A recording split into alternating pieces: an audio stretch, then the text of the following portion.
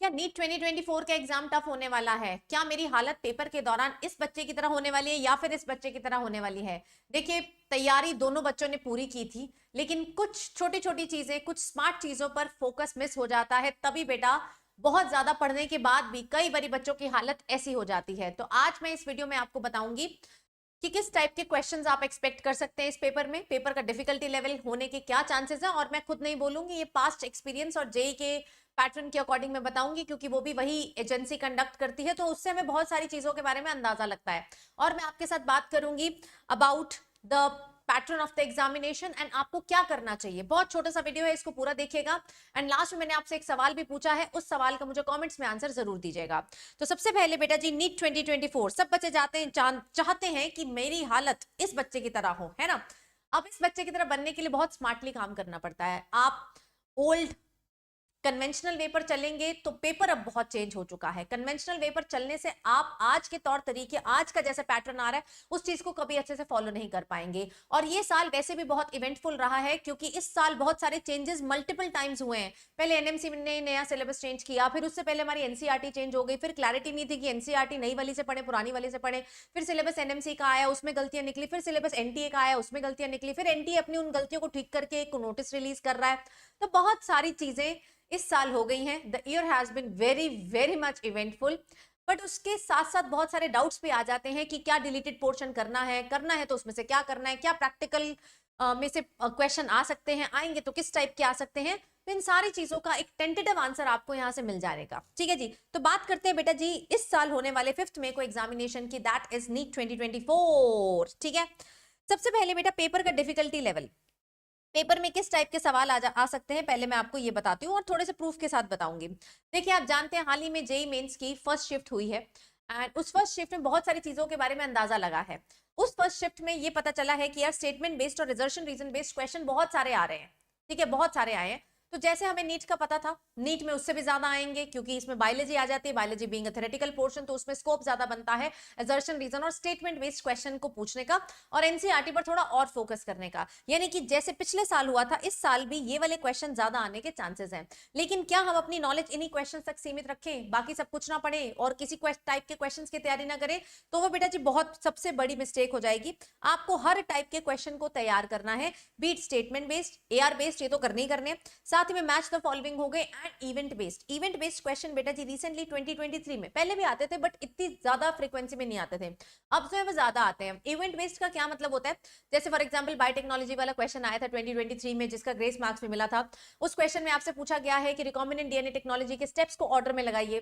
Cell cycle में से question आया था कि ये मियोसिस के प्रोफेज 1 के सारे आपको इवेंट्स दिए हुए, इनको लाइन में लगाइए, ऑर्डर में लगाइए, फर्स्ट टू लास्ट लगाइए, लास्ट टू फर्स्ट लगाइए। तो ये होते हैं इवेंट बेस्ड क्वेश्चन। ठीक है, इवेंट बेस्ड क्वेश्चन। तो इस टाइप के सारे क्वेश्चन बेटा जी आपको प्रैक्टिस करने हैं, लेकिन ज्यादा फोकस मतलब प्रैक्टिस आपको इनकी और इनकी तो डेफिनेटली करनी ही है। बाकी डायरेक्ट क्वेश्चन तो हमेशा आते ही हैं। फिर मेरे को सवाल मिलता है कि मैम एनसीईआरटी बहुत ज्यादा चेंज हुई है, 2-3 बार इन्होंने हमें बहुत कंफ्यूज किया, क्या करें। देखिए, थोड़ा सा हमें फोकस करना पड़ेगा। जो जो चीजें अब अचानक से नहीं ऐड हुई हैं, उन पे जरूर ध्यान दीजिए। जैसे कि फ्रॉग, फ्रॉग आज तक सिलेबस में नहीं था, इस बार सिलेबस में आया है, तो नई एनसीईआरटी में भी है। ठीक है, तो इसको हमें डेफिनेटली अच्छे से देखना चाहिए। मेरा फ्रॉग का सेशन है, आप यूट्यूब पे डालें फ्रॉग सी पाउजा, आपको बहुत अमेजिंग सेशन मिल जाएगा, वन शॉट है फ्रॉग का, उसको देख के आप बहुत अच्छी तैयारी कर सकते हैं।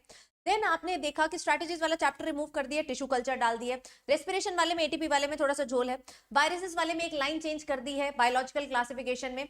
मैंने दोनों बातें आपको इस सेशन में करवाई हुई हैं, तो प्लीज ये दोनों सेशन का लिंक मैं डिस्क्रिप्शन में कमेंट्स में पिन करके जा रही हूँ। इन दो सेशंस को एक एक 2-2 मिनट के होंगे, इनको जरूर देख लेना, ताकि आपको पता हो कि क्या चेंजेस की तरफ मुझे ध्यान देना है। देन मेरे पास सवाल आता है कि क्या मैम डिलीटेड पोर्शन में से सवाल आएगा।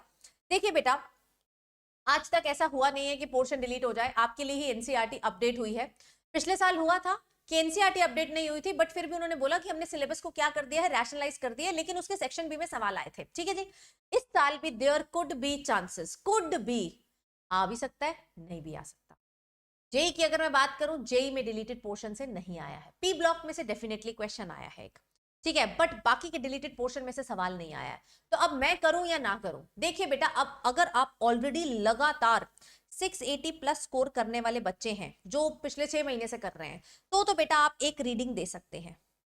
ठीक है, दे सकते हैं। लेकिन अगर आप ऑलरेडी स्ट्रगल कर रहे हैं, स्ट्रगल करने का मतलब है कि मेरे 500, 550, 400 या फिर for the matter of fact 350 इतने नंबर आ रहे हैं, तो मैं आपको सबको सजेस्ट करूंगी कि आप केवल न्यू एनसीईआरटी और सिलेबस को ही स्ट्रिक्टली फॉलो करें, सिलेबस को ही स्ट्रिक्टली फॉलो करें। अगर आ भी गया ना डिलीटेड पोर्शन का, वैसे तो एनटीए फेमस है सरप्राइजेस देने के लिए, हो भी सकता है, अगर आ भी गया तो मोस्ट प्रोबेबली सेक्शन बी में आएगा। और इनफैक्ट अगर सेक्शन ए में भी आ गया तो हमारा फोकस उस एक क्वेश्चन की जगह बाकी के बचे हुए 100 सवालों पर होगा, जो हम इस दिए गए सिलेबस और दी गई नई एनसीईआरटी को फोकस करेंगे। So my order should be कि पहले मैं न्यू एनसीईआरटी पढ़ लेता हूं, उसके बाद अगर मुझे चांस मिला और मुझे कॉन्फिडेंट फील हुआ न्यू एनसीईआरटी में और मेरे बहुत अच्छे मॉक में नंबर आ रहे हो, मॉक टेस्ट में नंबर आ रहे हो, तो मैं जाके डिलीटेड पोर्शन को देख लूंगा, अदरवाइज नहीं देखूंगा। देन क्या प्रैक्टिकल्स में से सवाल आया, देखिए मैंने आपको बायो में तो बता दिया है कि प्रैक्टिकल कुछ नहीं है, आपकी थ्योरी का ही एक्सटेंशन है। स्केलेटल सिस्टम जो थ्योरी में पढ़ते हैं उसको प्रैक्टिकल में बता दिया, जो फैमिलीज, जो modification of root stem leaf हम थ्योरी में पढ़ते हैं उसको प्रैक्टिकल में बता दिया। तो कुछ नया नहीं है, उसमें से तो क्वेश्चन आ ही सकते हैं, तो do not give it name of practical, ठीक है। वो आपके मॉर्फो वाले चैप्टर में है एंड वो आपके उस वाले चैप्टर में ऑलरेडी प्रेजेंट है, लोकोमोशन वाले चैप्टर में प्रेजेंट है। बाकी जेई में क्वेश्चन नहीं आया था, पी ब्लॉक से डेफिनेटली आया था, तो वो आप डेफिनेटली करके जाइएगा। अब बात आती है मैम पेपर का डिफिकल्टी लेवल क्या होगा, क्या पेपर आसान होगा, टफ होगा। देखिए बेटा, किसी भी साल का ले लो except Covid years, Covid were the exceptions, 2020 के 2 पेपर और 2021 का पेपर, वो कंडीशंस की वजह से पेपर बहुत आसान हो गया था। एंड बिकॉज बच्चे उस तरीके से प्रिपेयर नहीं कर पाए, अचानक से सारे स्कूल्स बंद हो गए, कोविड कोचिंग शटडाउन हो गई और बच्चों के पास कोई ऑप्शन नहीं मिला था and people are struggling to come to online, ठीक है, कि हम कैसे पढ़ें या कैसे पढ़ाएं, सबके लिए स्ट्रगल था। तो उन 2 साल के 3 पेपर इसलिए बोल रही हूँ क्योंकि 2020 में 2 पेपर हुए थे, ठीक है, उन 2 साल के 3 पेपर्स को अगर मैं देखूंगी वो बहुत आसान थे। बाकी पिछले 6-7 साल में ऐसा बहुत इजी पेपर जिसमें तीनों सब्जेक्ट ही बहुत आसान हो जाएं और direct line to line question आने लग जाएं, ऐसा जनरली नहीं हुआ है एंड ऐसा होगा भी नहीं। पेपर कभी भी बहुत आसान नहीं होता है, पेपर का जो लेवल डिसाइड होता है वो हमेशा क्या होता है, मॉडरेट होता है। मॉडरेट होने का क्या मतलब है कि मेरे पास अगर 3 सब्जेक्ट है पीसीबी, तो इसमें से कोई एक सब्जेक्ट होगा जिसको थोड़ा सा ट्रिकी बना देंगे, मे बी इस साल टर्न हो सकती है केमिस्ट्री की, ठीक है, और टर्न हो सकती है फिजिक्स की, किसी को भी थोड़ा सा ट्रिकी बना दिया जा सकता है। बाकी ओवरऑल अगर मैं देखूंगी कि मेरे पास 200 सवाल है तो पेपर मॉडरेट ही आता है, इजी टू मॉडरेट, डिफिकल्ट नहीं आता है। मान लो आ गया, हम तो मान के चलते हैं, वर्स्ट को हम सोच के चलते हैं, मान लीजिए आ जाएगा तो फिर हम 720 एक्सपेक्ट नहीं कर पाएंगे किसी भी टॉपर से, ठीक है जी, तो ऑटोमेटिकली कट ऑफ आपकी थोड़ी नीचे चली जाएगी। तो पेपर चाहे आसान आए, आसान आएगा तो कट ऑफ ज्यादा हो जाएगी, डिफिकल्ट आएगा तो कट ऑफ नीचे चली जाएगी। अल्टीमेटली सिलेक्शन तो 1 लाख, अल्टीमेटली कहाँ गया, अल्टीमेटली बेटा जी, अल्टीमेटली सिलेक्शन तो 1,09,000 बच्चों का ही होना है ना। आप सीधी सी बात ये समझा करो, ये सोचते क्यों पेपर आसान है टफ है। तुम्हें पता है top 1 lakh will get selected, आसान हुआ तो भी top 1 lakh will get selected, difficult हुआ तो भी उस टॉप 1 लाख नहीं आना है। आपकी बस कोशिश होनी चाहिए कि मैं उस क्रीमी लेयर में आ पाऊं जिसमें मुझे भी किसी ना किसी सरकारी या फिर प्राइवेट कॉलेज में, मैं मिला के बता रही हूँ सरकारी और प्राइवेट, 1 लाख सीटें, 1,09,000 सीटें दोनों को मिला के हैं। अगर मैं अकेला गवर्नमेंट देखूंगी तो समवेयर 55 to 56,000 सीट्स बनती है। तो एमबीबीएस अगर चाहिए तो मुझे टॉप 1 लाख में आना है, बीट पेपर आसान हो, आसान होगा तो बेटा जी ये सारे बच्चे 640 से ऊपर वाले हो जाएंगे, अगर डिफिकल्ट हुआ तो ये सारे बच्चे हो सकता है 610 से ऊपर वाले हों, ठीक है, बस इतना ही अंतर आएगा। तो difficulty level does not matter at all, ये सोचने वाली बात ही नहीं है, ये आपको इस पे ग्रिल ही नहीं करना चाहिए। आपको क्या लगता था मुझे कमेंट्स में बताना, आपके हिसाब से पेपर कैसा आएगा। देखो वैसे एनटीएस बच्चे कुछ बोल रहे थे, वीडियोस में बता रहे थे, मेरी प्लस क्लास में बता रहे थे कि इसको एनटीए का नाम नेशनल टेस्टिंग एजेंसी नहीं, इसको नॉन ट्रस्टिंग एजेंसी बोल देना चाहिए। देखिए बेटा, वैसे तो हमें पूरी रिस्पेक्ट करनी चाहिए इस एजेंसी की, जो इसने मास लेवल पर इतने लाखों बच्चों का पेपर कंडक्ट कराती है, बट थोड़ा सा नॉन ट्रस्ट हो जाता है कई बारी, क्योंकि कभी भी कुछ भी हो जाता है ना, तो एक सेपरेट बात है, वो एक हम थोड़ा लाइट नोट पे कहते हैं। बाकी अगर बात करें कि पेपर का पैटर्न कैसा आएगा, प्रिपरेशन से पहले मैं पैटर्न बता देती हूँ। पैटर्न बेटा जी जैसे पिछले साल पेपर था वैसा ही पैटर्न है। पैटर्न में अगर आप देखेंगे तो आपके पास हर सेक्शन, टोटल आपके पास 4 सेक्शंस हैं इस पेपर में, physics, chemistry, botany and zoology. इन चारों सेक्शन में आपके पास फिजिक्स में भी section A section B, chemistry में भी section A section B, botany में भी section A section B and zoology में भी section A section B. Section A के सारे क्वेश्चन आपको कंपलसरी तो नहीं मैं कहूंगी, चॉइस नहीं होती है इसमें, आप 35 के 35 आंसर देंगे तो भी आपका मतलब सारे काउंट होंगे, और अगर आप 35 में से 30 का आंसर देते तो 30 काउंट होंगे, यानी कि इसमें कोई चॉइस नहीं है। लेकिन सेक्शन बी में आपको चारों सब्जेक्ट में 15 सवाल दिए जाते हैं। अब इस 15 में से जो आप पहले 10 अटेम्प्ट करेंगे वही काउंट होंगे। 15 में से 15 करने का कोशिश नहीं है आपकी। जो फर्स्ट 10 करोगे तो तुम्हें पहले 15 पढ़ लेने, एंड जो फर्स्ट 10 जो तुम करोगे वही आपके काउंट होंगे, यानी कि यहाँ पर आपके पास 5-5 क्वेश्चन का चॉइस है। ठीक है जी, 5-5 क्वेश्चन का चॉइस है। हर क्वेश्चन 4 नंबर का है, गलत करोगे तो -1, अटेम्प्ट नहीं करोगे तो 0 नंबर आपके पास रहेंगे। मुझे ऐसा लगता है कि जो एक्स्ट्रा टॉपिक्स हैं, जो कंट्रोवर्शियल टॉपिक है, उनका चांसेस आने के सेक्शन बी में ज्यादा है as compare to section A. ठीक है जी, तो ये मेरा पैटर्न है पेपर का। अब मैं ये सारी जानकारी तो हमें पता चल गई, भाई तैयारी कैसे करें। तैयारी बेटा आप इतना तो समझ गए होंगे कि अब जो सारा पेपर बन रहा है वो बन तो रहा है एनसीईआरटी से, ये तो सही बात है भाई, एनसीईआरटी से बन रहा है। हमने एनसीईआरटी की हो सकता है 3-4 बारी पढ़ भी लियो आपने, है ना, 10 बारी भी पढ़ लियो, लेकिन एनसीईआरटी में से अब सुपरफिशियल सवाल नहीं आएंगे कि सीधा सीधा पूछ रहे हैं, नो। एनसीईआरटी में से अब आपको इन डेप्थ सवाल आएंगे। ठीक है जी, इन डेप्थ सवालों को करने के लिए आपको अब रिवीजन तो चाहिए, लेकिन उस तरीके की रिवीजन चाहिए जिसमें तुम डेप्थ में घुस पाओ एंड एक लाइन के कितने 3-4 तरीके से मीनिंग निकल सकते हैं वो सब निकाल पाओ। यानी कि अब आपको क्रिस्प प्रिपरेशन की जरूरत है और थोड़ी सी स्मार्ट रीडिंग की जरूरत है। ठीक है, कई बार हम एनसीईआरटी को स्टोरी बुक की तरह पढ़ लेते हैं एंड वी फील कि we have read NCERT. You have not read NCERT until and unless आपने हर लाइन में से खुद से एनसीईआरटी से सवाल ना पूछा हो। यानी कि यहां पर मैंने बहुत इंटरेस्टिंग पॉइंट लिखा है, that is ask question yourself from NCERT. अब खुद से एनसीईआरटी का कोई एक लाइन उठाइए एंड खुद से बेटा जी उसमें से सवाल बनाइए कि ये लाइन अगर दी हुई है कि इसके पास ये वायरस होता है तो क्या क्या नहीं हो सकता या क्या होता है, ये क्वेश्चन आप खुद से एनसीईआरटी से बनाएंगे। यानी कि next revision of NCERT should be उल्टा टास्क। जनरली एनसीईआरटी हमसे सवाल पूछती है, अब हम एनसीईआरटी से सवाल पूछना शुरू करेंगे। और बेटा जी आपको रेट्रोग्रेड रिवीजन अब करनी चालू करनी है। इसका मतलब होता है कि आप बहुत सारे क्वेश्चंस अपनी तैयारी में रखें एंड इन सारे क्वेश्चंस में जब आप कई बारी बेटा पहले क्या करते थे, हम रिवाइज करते थे टेस्ट देते थे, रिवाइज करते थे टेस्ट देते थे। अब आप टेस्ट दीजिए, पहले सवाल निकालिए, रिवाइज ना कीजिए एंड सीधा जाकर जिसमें आप गड़बड़ करेंगे उस पोर्शन को रिवाइज करेंगे। यानी कि उल्टी रिवीजन। सीधी रिवीजन तो करोगे करोगे, वो कोई दिक्कत नहीं है, लेकिन अब थोड़ा थोड़ा उल्टा रिवीजन भी करना शुरू कर दो, स्पेशली उन चैप्टर्स में जिसमें तुम्हें बहुत ज्यादा कमांड आ चुकी है। जैसे अब ह्यूमन फिजियोलॉजी है, ह्यूमन रिप्रोडक्शन है, स्ट्रक्चरल ऑर्गेनाइजेशन है, ऐसे चैप्टर्स में कमांड आ चुकी है। अब क्या करो, पहले क्वेश्चन निकालो, फिर उसके बाद तुम्हें अपने वीक एरियाज पता चलेंगे, उल्टा जाके एनसीईआरटी से पढ़ो। That will boost your knowledge about your self कि मेरे वीक एरियाज कौन से हैं, मेरे स्ट्रेंथन्ड एरिया कौन से हैं। बाकी प्रैक्टिस प्रैक्टिस प्रैक्टिस, हर टाइप के क्वेश्चन, मल्टीपल क्वेश्चंस आपको हर दिन प्रैक्टिस करने हैं। मॉक टेस्ट देना ही देना है एंड अपने आप को पेपर के पैटर्न में फिट करना है। यानी कि अब जो तैयारी है उसको वो आप बिना ओएमआर शीट के नहीं कर सकते। ओएमआर आप अमेजोन पे देखोगे तो भी आपको मिल जाएगी, मैंने टेलीग्राम पे भी डाला है, आप इसको डाउनलोड कर सकते हैं, फोटोकॉपी निकाल सकते हैं। ठीक है, मैं डाल दूंगी टेलीग्राम पे, सीप पाउजा बायोलॉजी ऑफिशियल है, वहां से ले लेना, नहीं तो अमेजोन पे भी डालोगे ओएमआर शीट सीप पाउजा मिल जाएगा। ठीक है, कहीं से भी ले सकते हो, आपकी इच्छा है।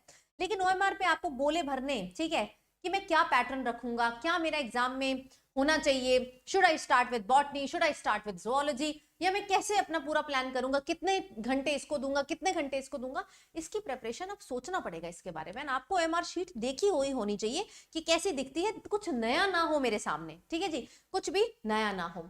अब इस क्रिस्प प्रिपरेशन के लिए, फोकस प्रिपरेशन के लिए आपके लिए बेटा कई बार मुश्किल हो जाता है कि when you study from your self and self study करते हैं तो वो बात नहीं बनती है। आप आज अचानक से ये वीडियो आया, ये देखना शुरू कर दिया, फिर दूसरा वीडियो आया, ये देखना शुरू कर दिया, डिस्ट्रैक्ट होने के, भटकने के लिए बहुत ज्यादा चांस रहते हैं। और कई बार टाइम इतना कम है, खुद से जब हम पढ़ाई करते हैं, रिवाइज करते हैं, तो हम इंपॉर्टेंट पॉइंट्स मिस कर जाते हैं। यानी कि अब आप किसी भी सेंस में, चाहे वो प्रैक्टिस की सेंस हो, चाहे वो रिवीजन की सेंस हो, चाहे वो सवाल सॉल्व करने की सेंस हो, आप रिस्क नहीं ले सकते हैं। आपके रिस्क को मिटिगेट करना, कम से कम करना यहाँ बहुत जरूरी है।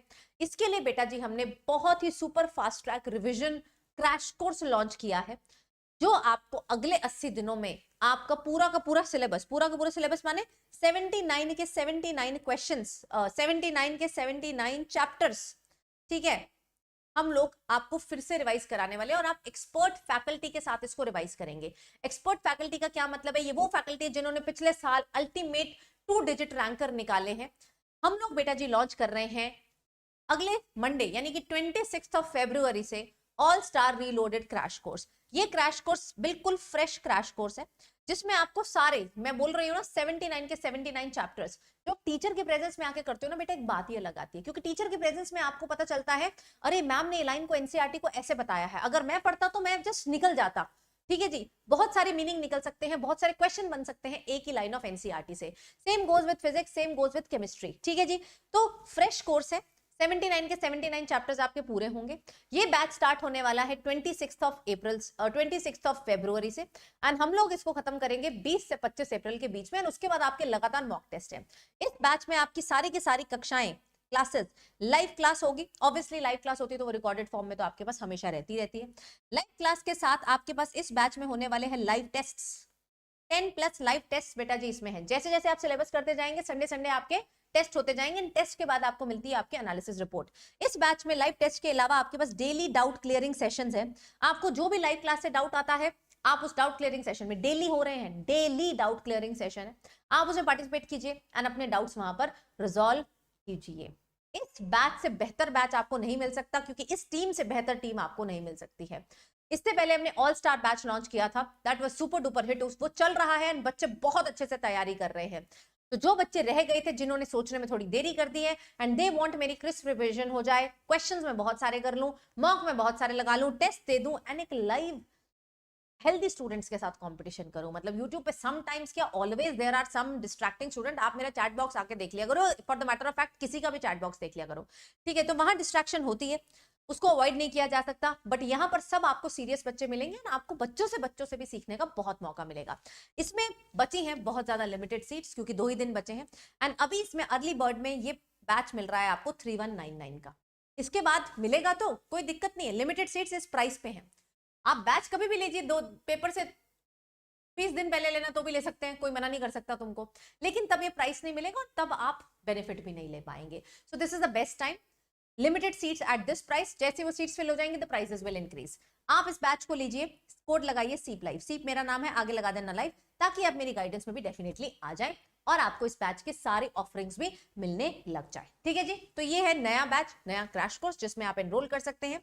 दूसरी चीज बेटा, प्लेटफॉर्म पे और बहुत सारे कोर्सेज आ रहे हैं, उन सारे कोर्सेज में इस समय तुम प्लस का सब्सक्रिप्शन लोगे तो तुम्हें सारे बैचेस दिखेंगे। Be it this crash course, there are multiple other crash courses also, तो सब क्रैश कोर्सेज दिख जाएंगे। तो अभी 20% ऑफ चल रहा है उन सारी चीजों पे। कोड लगाना है बेटा जी सीप लाइव।